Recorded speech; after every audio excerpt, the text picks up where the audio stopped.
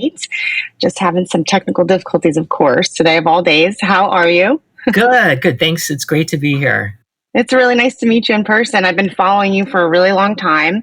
Obviously, everybody in the industry is a huge fan of your work and your ability to, speak the truth and advocate for vaping. I was watching an interview the other day with you, I think from like 9 years ago, where you were discussing, it was a godsend for people that didn't have the ability to, quit. And also that it was, the innovation of the future, and so 9 years later, did you think that we'd be sitting here still fighting as hard as we are to have access to these products? No, I did not. I could never have even dreamed that we would be in a situation where essentially the FDA, a public health agency who's in charge of protecting public health, would be completely decimating the entire market of these products. That never occurred to me. No, me neither. I don't think it occurred to any of us. And I think, you recently too, like I saw criticized the New Hampshire Department of Public Health for, I think, making a mistake that many public health departments have been making for calling vapes tobacco products.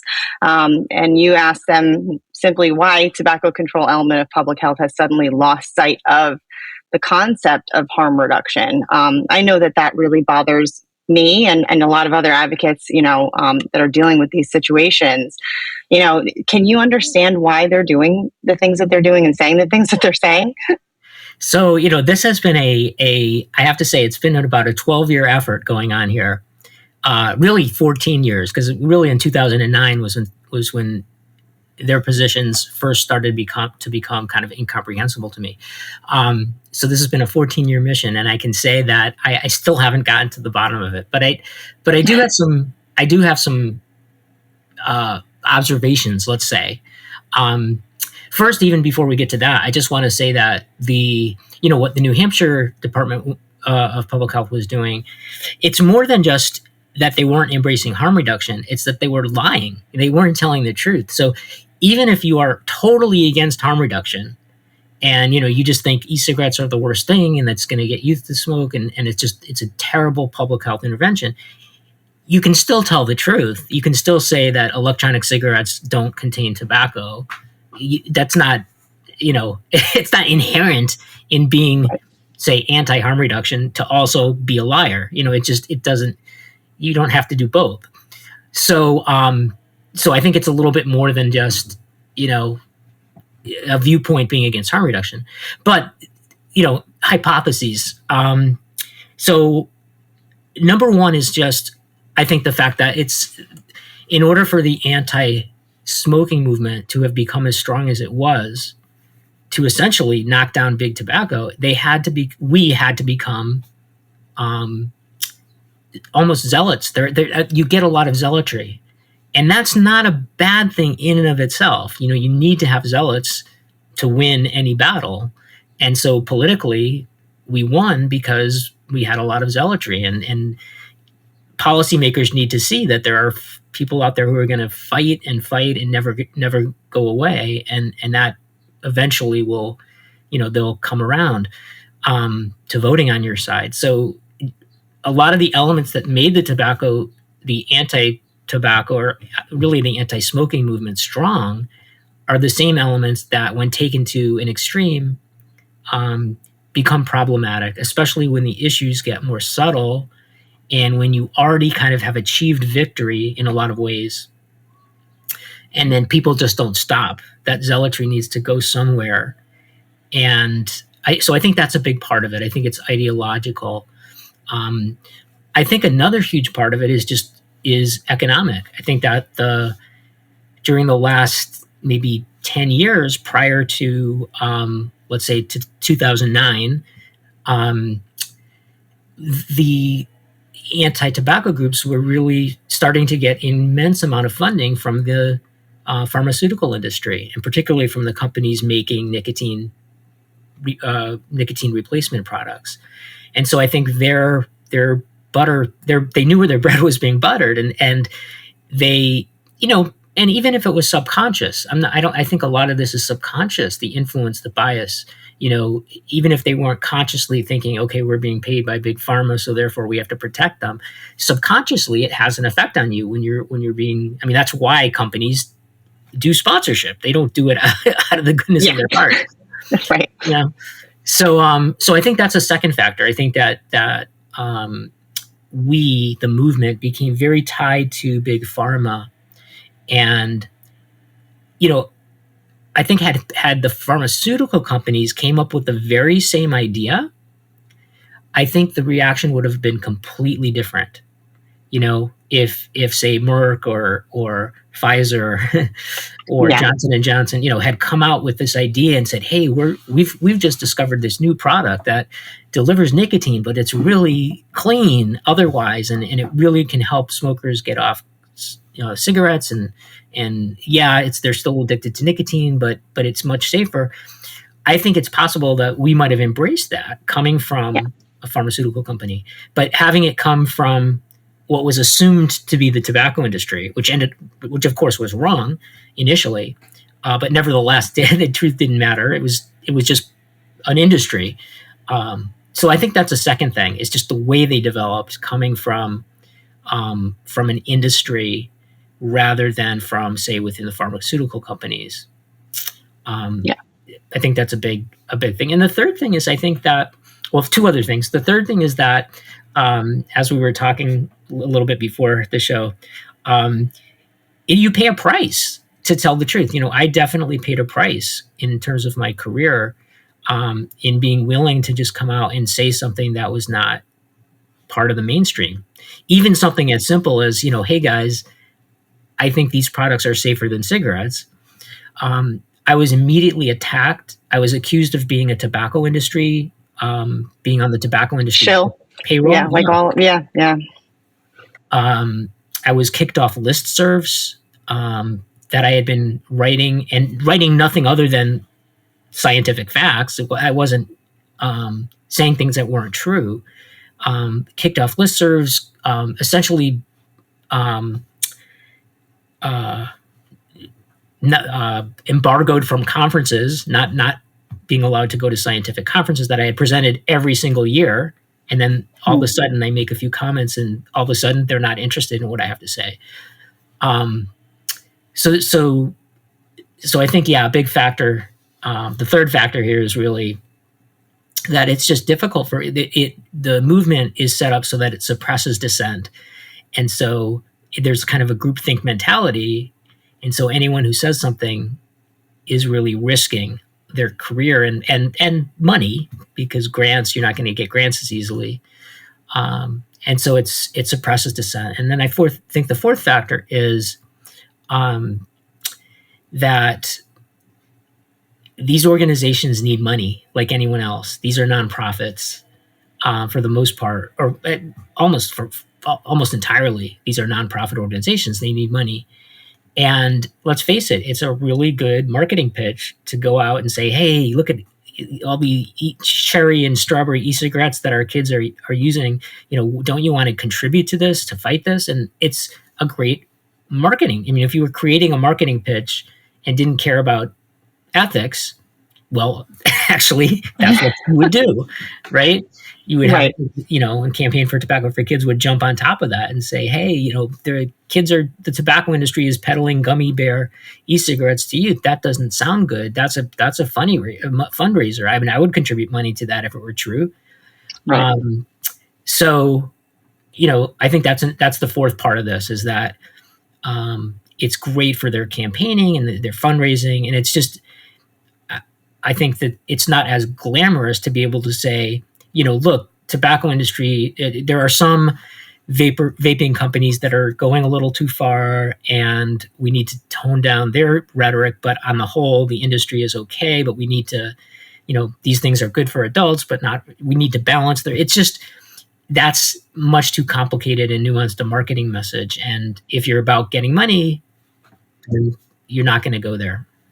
doesn't give you a big flashy headline to grab everybody's attention either when you go that route. So yeah, I mean, I think that Exactly. it's, and I think too, I mean, we obviously appreciate you, standing up for what we feel is right, and then that's why we all do what we do as advocates. None of us are getting paid to do this. We're all doing it because we experience this success with vaping, and we feel like if we stop, who's going to combat this misinformation coming from public health to help smokers? Because at the end of the day, we really just want smokers to have the same successes that we had, and we really don't think it's fair that they're being scared away. I mean, perfect example is that I was at my community pool this weekend, and two people that were smoking, one of them that I had gotten on an e-cigarette for years and was successful with an e-cigarette. Now a new man in her life is a smoker and has convinced her that it's worse. And Oh so he no. was literally yelling at me at the Oh my pool God. because I'm vaping. And she's like, I was fully off of cigarettes and on those things. And I said, well, in all honesty, how do you feel now that you're back smoking? And she said, I feel awful. And I said, well, did you feel awful when you were vaping? And she said, no. I said, well, then there's your proof right there. Let's start there and start having a conversation. And so, of course, I spent my entire afternoon on my day off having a conversation with them about, why. I'm like, listen, first things first, combustion. Like, let's just talk about combustion. The fact that there's no way that can be safer. And I think that kind of grabbed his attention and got him to start listening to me. But like, this is the issues that public health has created is this huge uphill battle for now people that vape, when people really wouldn't pay attention to me either way, or they would congratulate me for quitting smoking. And now they're basically telling me that what I'm doing is worse. And it's extremely frustrating because it always happens to find its way to me on my day off, Yeah, and I'm figures. happy to talk about it, but it's very frustrating that that's now the conversation. I feel like we've come so far and we have so much science since even 9 years ago that we shouldn't be having these conversations, with adults that are smokers that really and truly believe that having that cigarette is safer than switching over to vaping, And you know? that's a direct result of the anti-tobacco movement. Yeah. It's not the fault of the individual, although it makes you mad to hear things like that, but it's not really that person's fault in the sense that they're Yeah. getting that misinformation from somewhere. And where are they getting it? It's from Public the health. Yeah. public Yeah. health. It's from the groups that I work with, that I've worked with Yeah. my whole career. That's where they're getting it from. They're getting it from CDC. They're getting it from FDA. They're getting it from all the state health departments. And so to me, that's what the real shame is, it's not like, not to bring up, a lot of other controversial issues, but let's just say, the anti-vax movement or something, where people are getting misinformation from not the government, but from kind of a, a conspiracy group of sorts. Okay. Um, that's bad enough. But for the same thing to be happening, but for the misinformation to be actually coming from the government, you Yeah. know, like this is really a conspiracy theory. What the anti-vax movement wishes were the case, so that they would Right. be honest and say what they say, is actually happening. We have an anti-vape conspiracy.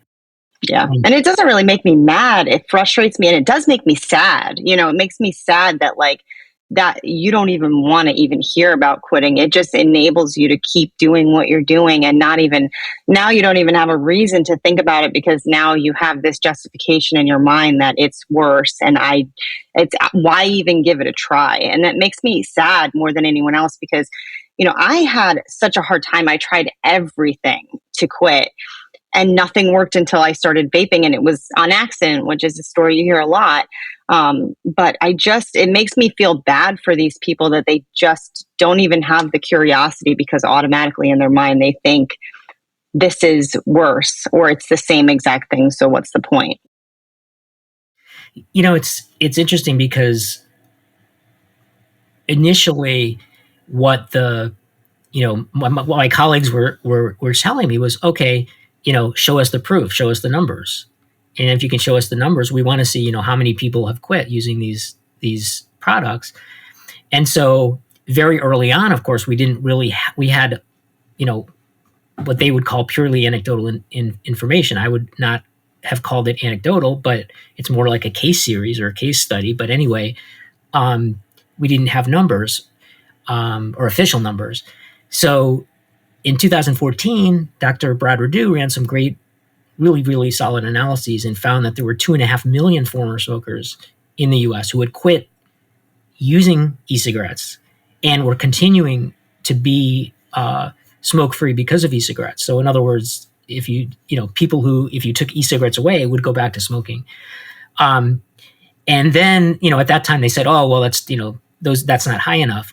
Now we're up to, I'm going to be conservative and I'm going to say 6 million. I believe the true number is probably closer to 8 million based on Dr. Du's statistics, but I'm just going to say 6 million to be conservative. So now we're up to 6 million. And now they're saying, oh, well, that's too much. It can't be true.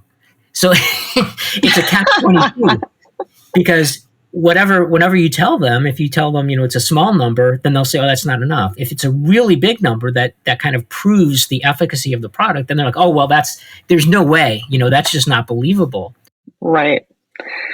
It's unfortunate, for you too, when do you think that, tobacco control first lost sight of harm reduction? What do you think really caused that shift? So I think the shift occurred around 2000. Well, there were two shifts that occurred, but the main shift occurred in 2009. And 2009 was when President Obama signed the Tobacco Control Act. And I think what happened is that the tobacco control movement viewed that as our ultimate victory. That was it. We had regulated, we had gotten cigarettes after, 40, 50, 60 years of fighting the tobacco industry. We had brought down the behemoth. We had gotten Congress, which was always on the side of big tobacco, to basically completely go against big tobacco and overwhelmingly enact legislation that put cigarettes completely under the FDA's control. They could set safety standards. They could remove the nicotine. They could regulate it in any number of ways. They could certainly regulate the advertising and marketing of the products. They could regulate access for youth. And so I think they thought it was over and that was the end. And so when e-cigarettes came along, and I think they also forgot about smokers. I think that the goal was never really to help smokers. I think that the goal was to beat the industry. And smokers were, I think because of the zealotry, people lost sight of why are we trying to get rid of smoking in the first place? It's to help smokers, it's so right. I think they lost sight of that. And they essentially, the way I like to describe it is, well, with Boston marathons today, so it's a good analogy. I felt like I was running the marathon with my colleagues, and that, that there was this kind of arbitrary finish line, and we got to it and everyone else stopped. And I kept going, and I kept looking back saying, wait a second, I didn't know it was over, right? We still had 45 million smokers in 2009. And so to me, there's no, I'm not saying, have a little celebration. Absolutely, you deserve it. But now we have our work to do.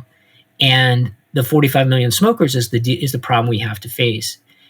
And then all of a sudden, it was, I don't think a coincidence, but very quickly in 2009, all of a sudden, the vaping products became widely available. And so where I was in a position to say, wow, this is exactly what we needed and exactly the time we need it, because now we have something finally for these 45 million smokers. If I feel like much of the rest of the movement was like, okay, this is a disaster because this is going to undermine everything that we just accomplished. Yeah, and that's unfortunate, that they felt that way. And it's not, I know too, like, my doctor, as an example, saw how much I struggled. I had a blood clot in my leg when I was 30 from smoking. So, and that's not normal. People don't get blood clots at 30, so I had to give myself shots in my stomach twice a day. And, I tried every single available option, and it didn't work. And so then life changes and stress happens, and I moved from New York to South Carolina, and it's like you kind of forget why you were trying to quit in the first place. And oh, by the way, cigarettes are cheaper here, so I'm going to smoke more now because I'm stressed out and they're cheaper.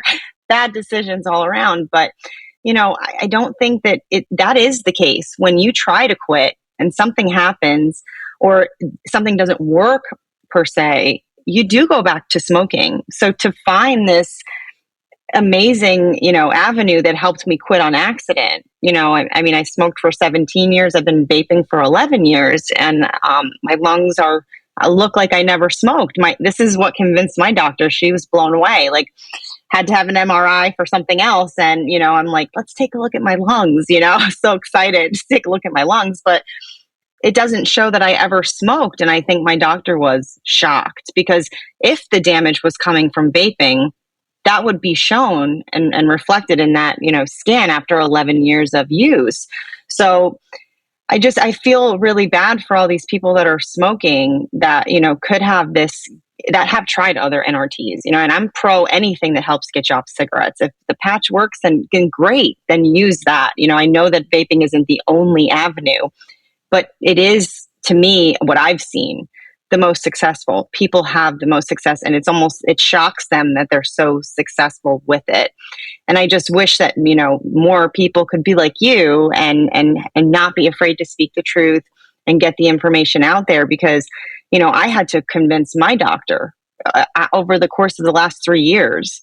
And now she's finally starting to recommend vaping to her patients.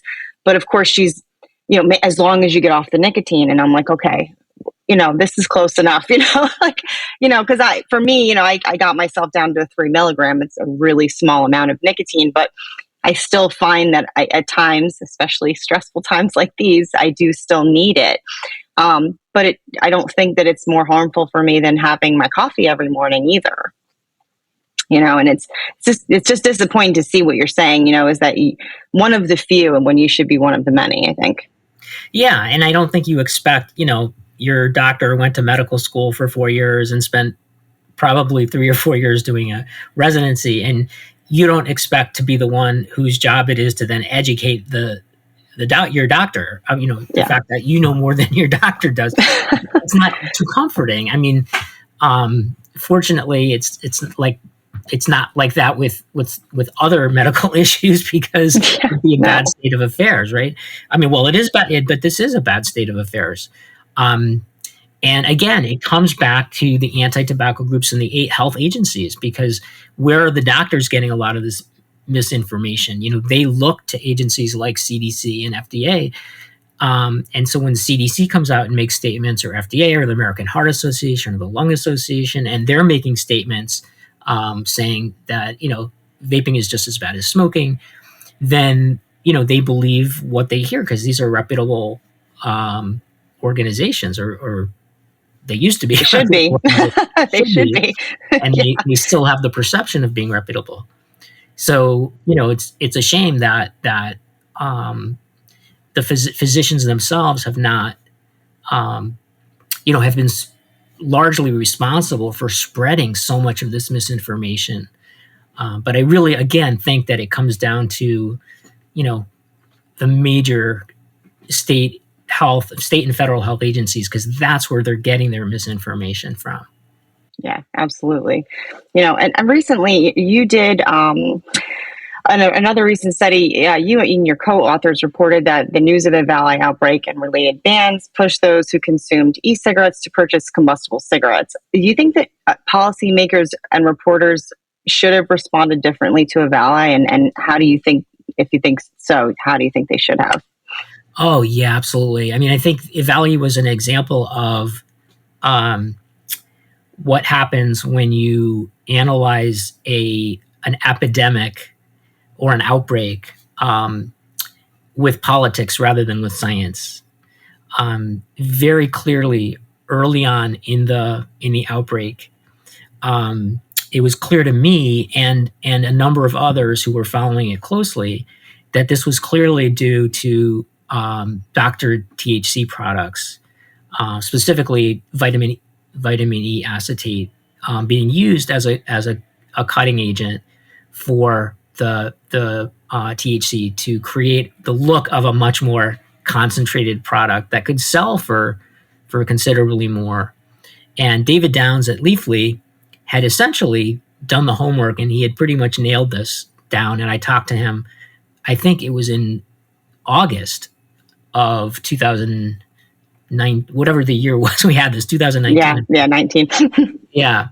And I, put out on my blog, and I said, I'm telling people, do not use THC vapes, period. Just don't do it. You're putting yourself at risk.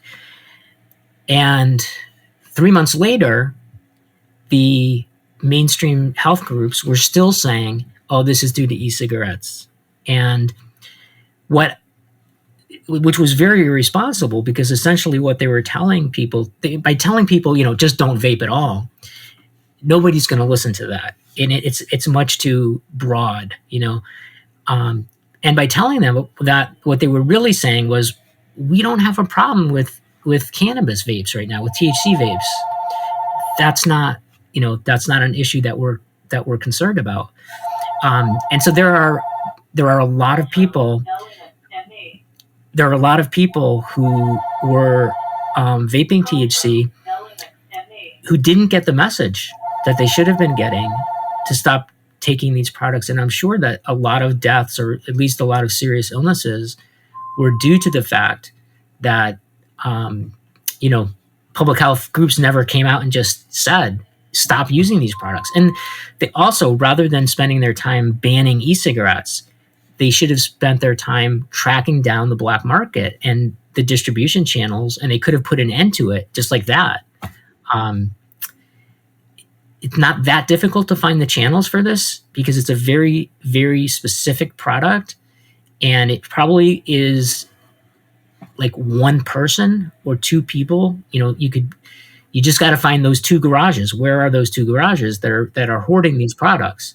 And there's got to be a way of tracing that. We can do a lot of work on trafficking a lot more complex products, and we're able to find them.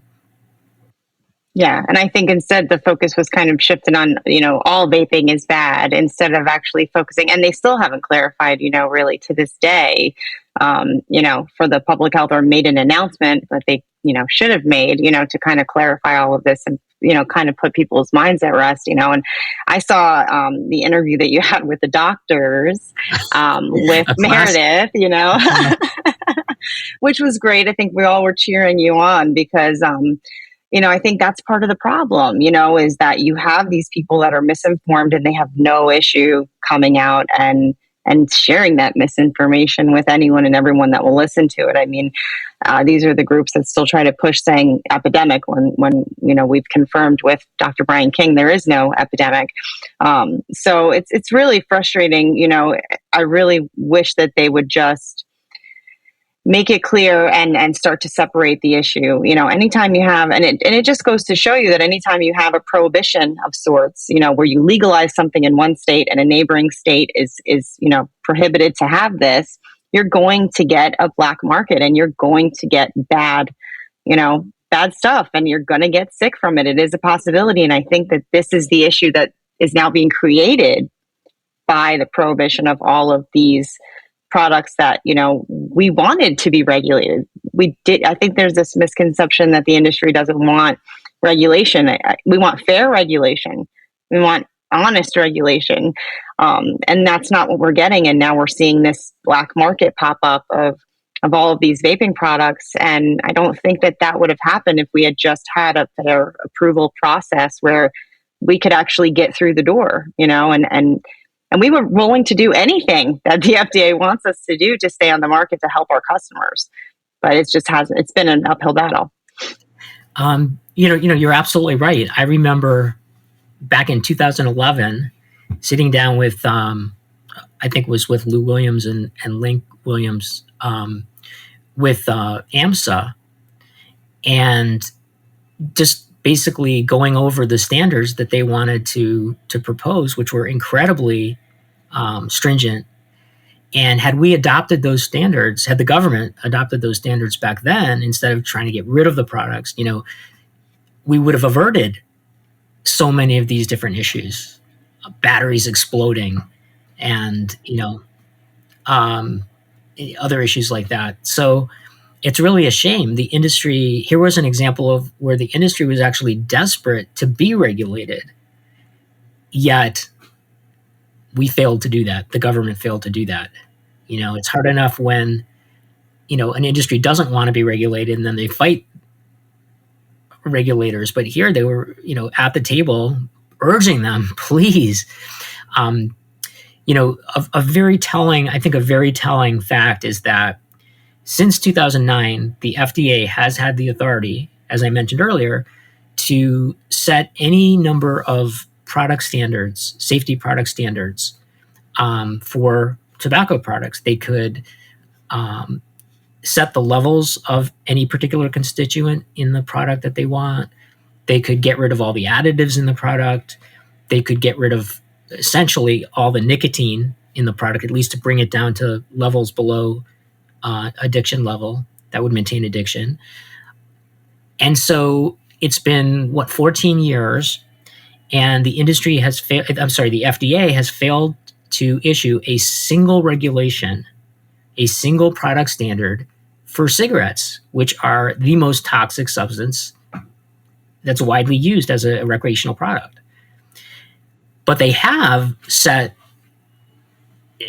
not so much a safety standard as I think a kind of regulation for electronic cigarettes, basically banning flavors in those products.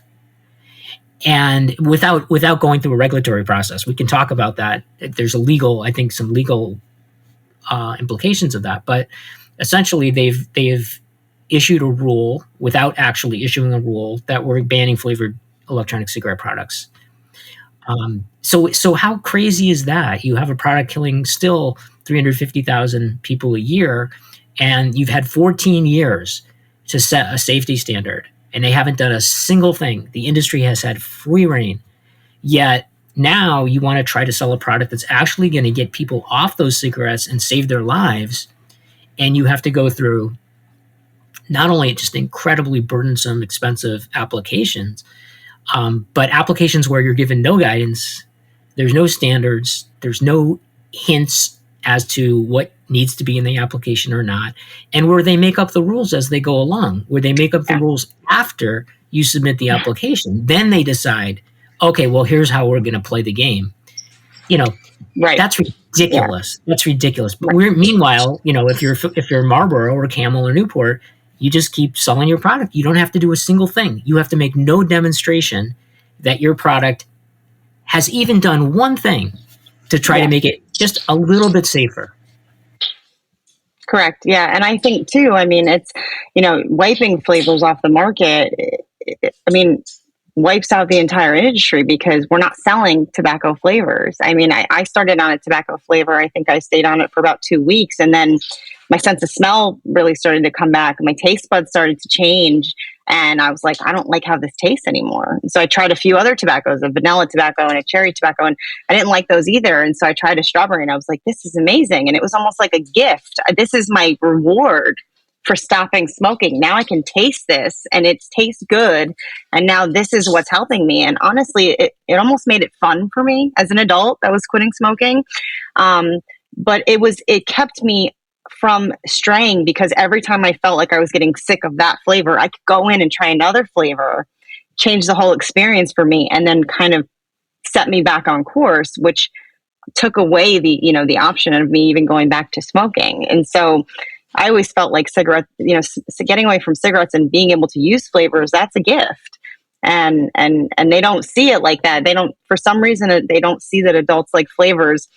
They like it in alcohol. They like it in dessert. They like it in food. They don't, not in vaping though. And it's really hard to understand that. It's, this is an area where they just have not listened to or talked to actual vapors.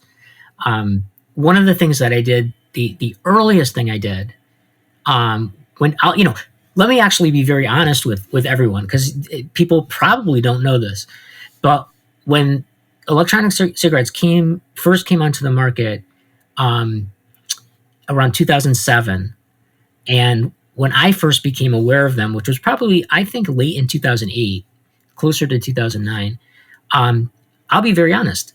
My first reaction was, oh no, not this again. Big tobacco. What a ploy. I said, that's brilliant. They've now come up with, and they had a history of this. They had come out with the Accord product. Philip Morris had put out the Accord product, and I think RJR came out with an Eclipse product, which was kind of a heat not burn type thing. And they were claiming this is a lot safer. Probably it was maybe marginally safer, but not like e-cigarettes. It was only marginally better, and it was their advertising was very, very misleading. So I thought, okay, this is brilliant. They've come out with a product that is going to deliver tobacco through this other mechanism. And so the very first thing I did was to start talking to vapors. Once I heard, a lot of people saying, I'm having great success, is I actually talked to people, real people who were using the products. Yeah. And I got their stories, and I found out what they were vaping. And anytime I saw someone vaping, I'd walk up to somebody in the middle of the street and I'd say, hey, just curious, can you tell me about, what your experience is? And I just heard the same thing to every single person. I don't think I heard anything other than, these things saved my life. I've been smoking for many, many years. Nothing worked. I tried these, they worked. And I haven't had a cigarette since. And as I went to a lot of e-cigarette conventions, and I again had a chance to really, at that point, talk to a lot of people. And then we started doing scientific research and doing surveys and getting thousands and thousands of responses and doing it in a scientific way. And that just confirmed what we already knew from the so-called anecdotes. But I think that's the difference. I think that one of the differences is that a lot of these folks have never actually taken the time to talk to vapors and to ask them about their experiences and to listen. We do a lot of talking in public health. We tell people what to do. And I think we're just not used to listening. And that was the difference for me, because it was after listening and after looking at the scientific data that I came to realize, okay, whoa, this is totally different. This is completely different than what the tobacco industry is doing. The tobacco industry has nothing to do with this. Yeah. And, and I changed my mind. I did what I do when I see data that doesn't match with what my thinking is, my initial thinking. Because I was as biased as anyone else in the anti-smoking movement when it came out. I'll be the first to admit it.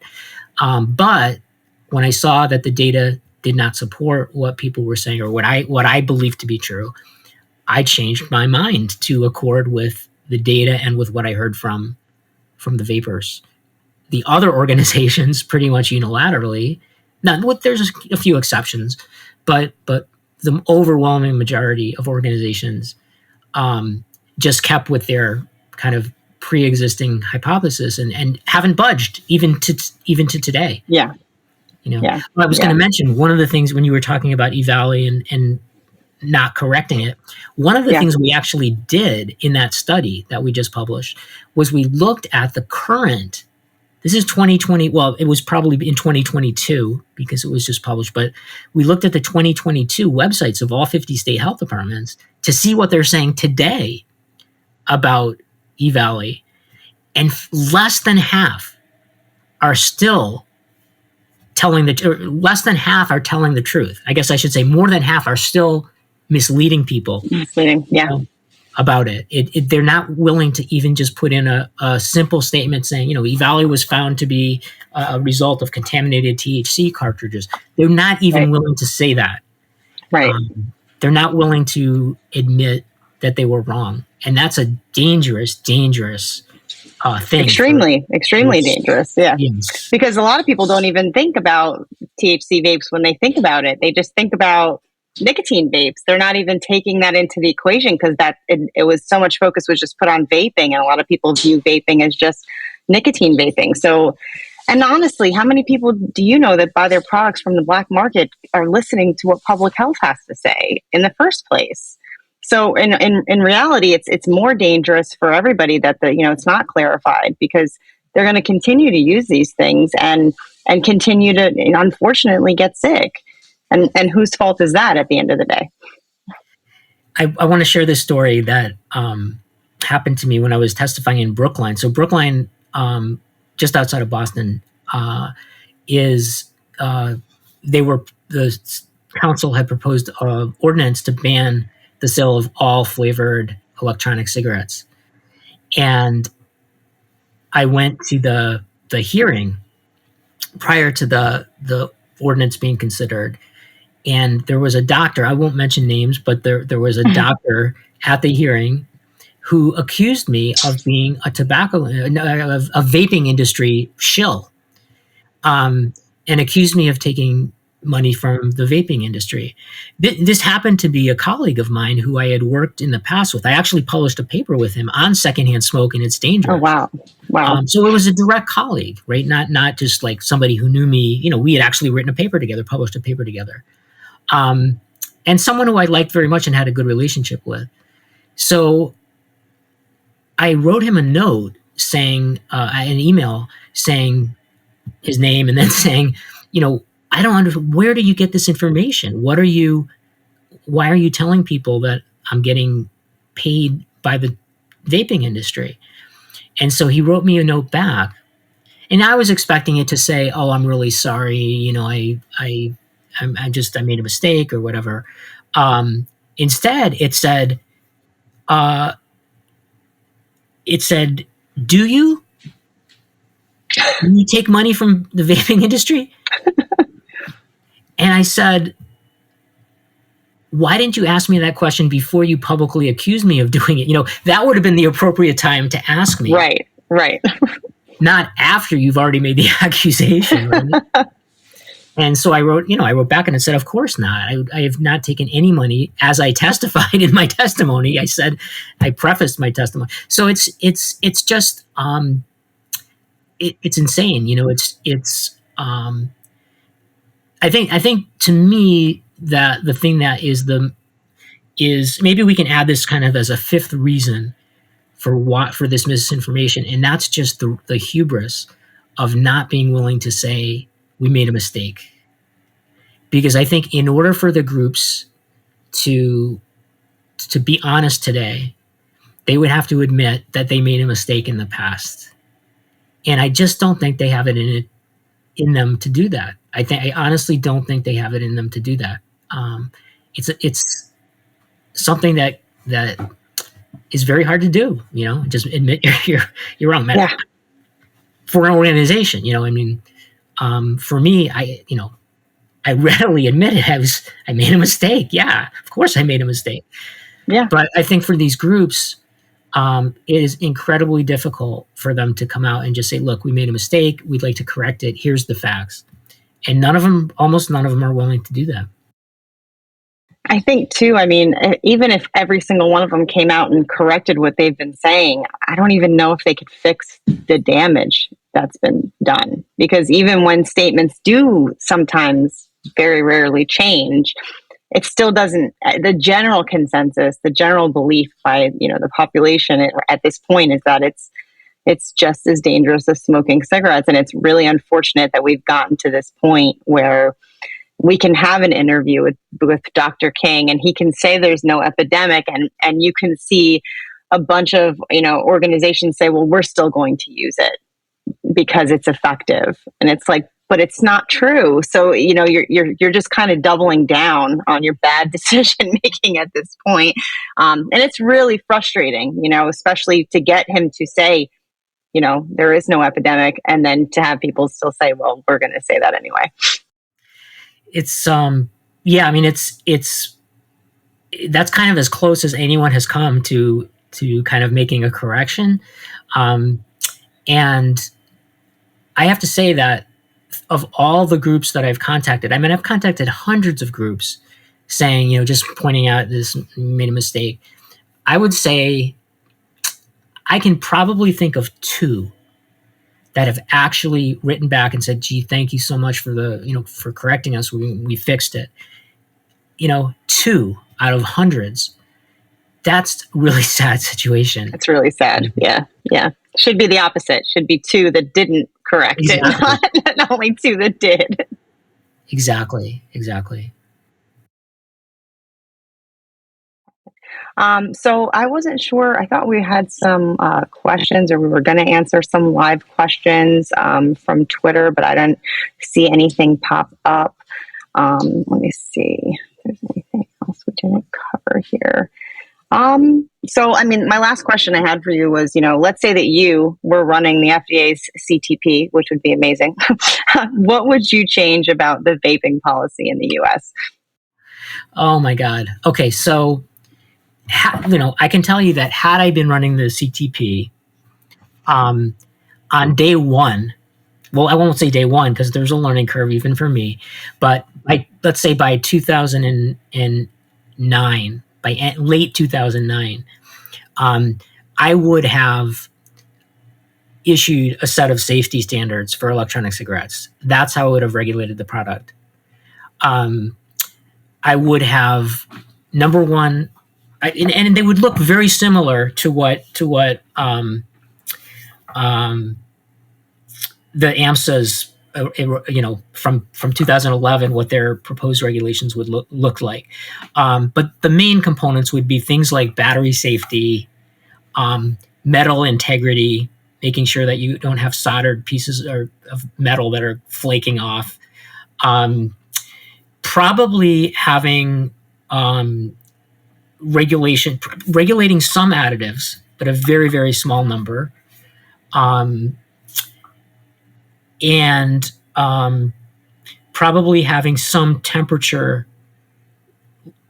rules or regulations to ensure that overheating isn't occurring. Because it's really the uniformly, when the unwanted contaminants are present in vaping products, they're invariably there because the liquid got heated to too high a temperature. And in fact, that's how a lot of these studies are done that have shown that there are, all these chemicals and unwanted chemicals in there. What they do is they basically char the device. Yeah. And so, I mean, if you charcoal anything to a complete, black state, you're going to get unwanted things. In some cases with no liquid even in it. Exactly. And so they were doing that. And so, so I would have had regulations on that, probably some advertising and marketing restrictions so that we wouldn't have some of these ridiculous ads that have, been clearly targeted towards young people. And so that's how I would have done it, just having direct regulations, being transparent and telling the companies exactly what they have to do. There would have been no guessing games. Here's what you have to do. Your battery has to be certified under the, this standard. And so what you need to do. What I wouldn't have done, I mean, it is unfathomable to me, the approach that the FDA did take. I mean, to basically say the way we're going to regulate. So first of all, for many, many, many years, they didn't regulate the product. So there were exploding batteries. There were overheated cartridges. There were brands of e-liquids that did have excessive rates of things like acetaldehyde, which could have been easily prevented just with minor temperature regulations or overcharging protection. Nothing complicated, nothing that wasn't already on the market. That technology was already on the market. So nothing I would have required new technology that didn't exist. And so, the first problem was that they let many years go by, letting people die or get severely injured because of, some of these problems. And then the second problem is when they did decide to regulate them, the way they decided to regulate them was to just ban pretty much 99.9% of the products rather than actually set safety standards for them. And, every other consumer product, there's no other consumer product that I can think of that is regulated by banning most, if not all of the, well, I mean, unless there's a complete ban, I'm not sure of any product that's regulated by banning 99.9% of the products, with the 0.1% that's allowed being allowed on an arbitrary basis because you think that adults shouldn't like cherry. I mean, that's essentially what's happened. The FDA has decided to decimate the market and remove 99.9% of the products because they personally, don't appreciate the facts that an adult, might like cherry. I mean, have they ever been to an ice cream store? You know, Right. That's, yeah. have they ever seen me in an ice cream store? Right. That's what I mean. How boring would life be without flavors? And like I said, finally getting over that hump of being addicted to cigarettes and having that joy of being able to taste things, not having to put as much salt on your food. So many things kind of open up for you when you stop smoking. And you don't want that taste anymore. You know, anything that reminds me of a cigarette, I don't want it, but I still want the hand to mouth. Honestly, I could probably do it in a zero with no problem, and I have done it in a zero with no problem. But it's that hand to mouth action, and I don't want to taste something that's reminding me of something that I used to be addicted to. I would much rather enjoy this amazing flavor, or come in to a store and say, "Oh, there's these new flavors. Oh, I can't wait to try these." Like, this is something I can use for the next couple of weeks until I come back again. It's the fun part of it, regardless of, if you're 89 years old or 43 years old like me, like that, these flavors make it fun. And they do, I think, also have an effect on how effective they are. And just to be very, very, very clear, there is published scientific evidence that that flavored vaping products are much more effective in getting people to quit and to maintain quitting than tobacco flavored vapes. So these are decisions that are anti public health. They're contrary to public health, and they're going to hurt the public health in the long run, not help it. Yeah, I think I've seen it firsthand. I see a lot more people smoking just day to day, and it's really upsetting because it's people that I've seen and I've helped when I worked in the storefront. Helping people quit every day. When I first started with the company I work for, that was my job. I ran the busiest store. I helped people quit all day long, and I see some of them going back to smoking cigarettes, and it really hurts me. It breaks my heart to see that this is where we're at. And it shouldn't be. And we should see more people vaping, more people quitting smoking, and also more people quitting vaping if that's what they want to do, if they've reached that, goal. But I mean, seeing more people smoking, especially seeing people that I've helped quit, is just makes me want to fight that much harder for these alternatives because it really is, it is harming public health. Absolutely. And just to make sure I get two things in before we close, just to end kind of on a little more positive note. So the first is that I think that what the FDA is doing is really constitutionally shaky, because in order to promulgate a rule, the FDA certainly has the right to set safety standards, but to do that, they have to set a rule, and that means it has to be published in the Federal Register in advance. You have to allow public comment and all that. What they've done essentially, I think, is they've essentially set a rule that we're banning all flavors without actually promulgating that rule, but they're executing it through the back door, through the PMTA process, without ever having actually said in any guidance, you can't have flavors.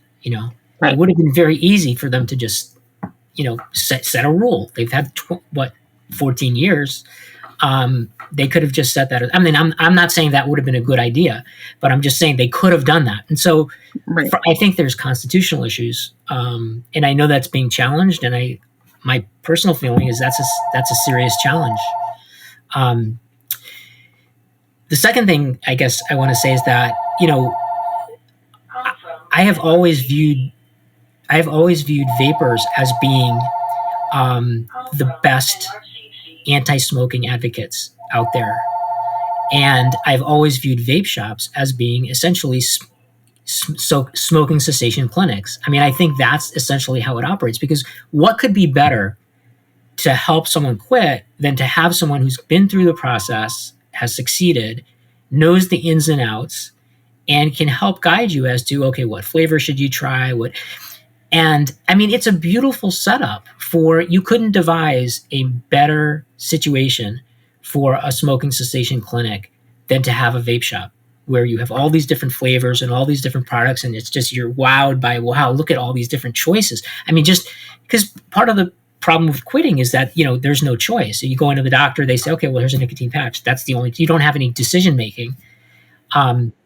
So I think part of the process of decision making is you're taking control, and that means you're taking control of your life, and that is a huge part of the experience. So what troubles me, one of the things that troubles me in decimating the market is the fact that so many vape shops are unfortunately not going to withstand these changes. And even in Massachusetts, when we had what turned out to be a temporary ban on during Valley on e-cigarettes sales, unfortunately, a lot of vape shops ended up closing, and a lot of them couldn't come back because they had there was no more capital. And so that's a tragedy to me. That's like defunding smoking, a smoking cessation clinic. And the story, in these vaping shops is the same. Every single one I went to, story after story is the same. I used to smoke. And so the personal experience that they have, you can't get that. You can't get that at the doctor's office, right? No. You don't go to the doctor, and typically the doctor's not going to say, oh yeah, well, I used to smoke and here's how I got off. But you go to a vape shop and automatically you have a success story and somebody who can lead you through all. So that is an ideal situation. And I'm really grateful to all vapors out there, because they're the ones who've educated the public. They're the ones who educated me. They're the ones who have been the greatest advocates for smoking cessation. And that has been, for me, that's been the one consolation over the years. It's been very disillusioning and very frustrating. But the one thing that's been a constant, reassuring and just kind of kept me going has been the fact that vapors have taken it into their own hands, and they're doing the education, they're correcting the misinformation, they're encouraging people to quit, they're emphasizing the value of harm reduction. Public health apparently is not going to do it, but the vaping advocates are. And as long as you all are all out there continuing to speak and speak loudly, I think we're going to be okay. Despite everything the government is doing, I think, where there's a will, there's a way, and people will find a way to keep this going. Yeah, well, I hope you're right. From your lips to God's ears, I'm on board with you, and I'm not going anywhere. And I know everybody else is definitely not going anywhere. I mean, everybody that works for the company that I work for, they're all former smokers. They all quit, and then they got passionate about it because they were like, I cannot believe how this worked for me. They're shocked at how successful they were. So I have to agree with you. I think that as long as we are around to tell our stories, I think that there's always going to be some hope, and I have to believe that in the end science wins.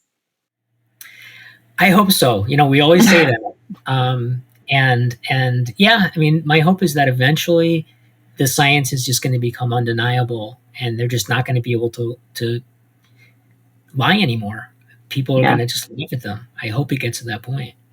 I hope so too. Before it does too much damage to, the fact that a lot of people aren't listening to anything that public health has to say anymore because of this one particular instance. And I think that they really need to take that into consideration as well, because there's a lot of misinformation out there, like we were talking about earlier. And a lot of that stems from, if you're lying to me about this, you could be lying to me about everything. And that's really not a good place for public health to be.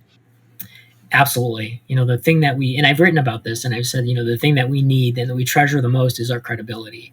And once we lose that, we lose everything, because maybe it's not the issues. Maybe it's not vaping. Maybe it's COVID. Maybe it's some other disaster that comes out. We need people to listen to public health authorities. And once you lose that trust, it's really gone forever. And so this is going to lead to a lot more disasters beyond simply more people smoking. Right. Yeah. This isn't a harmless lie. That's for sure.